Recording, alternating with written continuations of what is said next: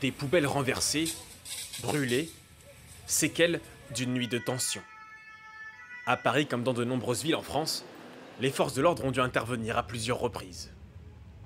Dans la soirée, des centaines de manifestants, dont une majorité de jeunes, s'étaient rendus place de l'Opéra après l'adoption de la réforme des retraites. Il y a énormément de jeunes, mais parce qu'on pense que c'est un sujet qui ne nous concerne pas, mais alors qu'en fait, justement, si aujourd'hui nos grands-parents ils vont devoir arrêter de taffer tard, nous, on sait que ce sera pire. À Lyon, des affrontements ont eu lieu dans le centre-ville.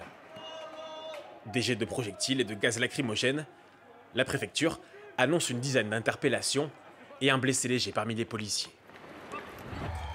Des dégradations à Limoges également. Et des manifestants bien décidés à montrer leur colère. On n'a plus d'autre choix que de sortir dans les rues, que d'exprimer notre mécontentement par tous les moyens possibles. Et on va trouver le moyen de se faire entendre et on va continuer jusqu'au retrait de la réforme.